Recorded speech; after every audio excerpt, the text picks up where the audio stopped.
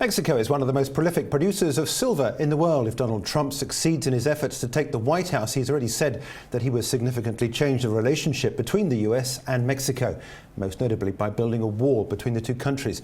This has already seen a sharp drop for the Mexican peso. Simon Popple joins us now. He's editor of Gold Speculator.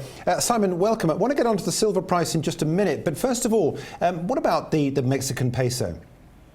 Well, there's no secret that Trump has issues with Mexico, and Bloomberg picked up on this, and there's a very close correlation at the moment between how Trump is doing in the polls and the strength of the Mexican peso, weakness of the Mexican peso against the US dollar.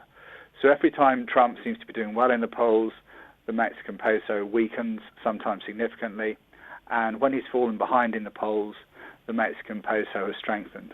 So there clearly seems to be a relationship between Trump and Mexico, given what Trump has been saying as to what he would do, should he win the election. How important then is Mexico as a silver producer in the world? Well, it's very important. I mean, they account for about 21% of world silver supply. That's a 2015 number. And they are by far the largest producer in the world. And if you sort of strip out China and Russia from the numbers, that 21% increases to 26%. So, they're a major producer. So if Trump carried out his threat and it became difficult to invest in Mexico, then this could have ramifications both on Mexican silver companies and also the silver price itself. So what about the move that we've had in silver so far this year? We've seen a pickup, as we have discussed before on this program.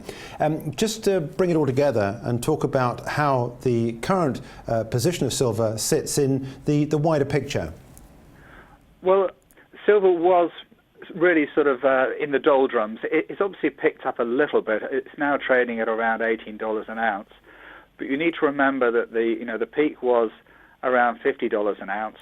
And one thing that investors need to keep their eye on is something known as the gold-silver ratio, which is the ratio of how many ounces of silver it takes to equate to an ounce of gold. Now, the very long-term average, going back over several centuries, is about 16 to 1, which I think you need to be very careful about. But if you look at the average in the last century, in the 20th century, it was 47 to 1. And in 2011, where it spiked, it was about 32 to 1. Now, currently, if you assume a silver price of about $18 and a gold price of around $13, then it's about 72 times. So it's some way away from the 47 or the 32, which would imply that if silver did return to more of a long-term average ratio against the current gold price, there's plenty of potential for the silver price to move significantly.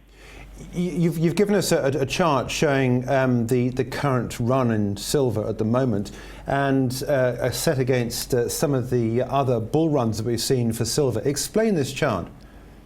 Well, really, what this is showing is that silver, if we were to hit another bull run, and obviously comparing the current position with previous bull runs, that silver is nowhere near where the high could be.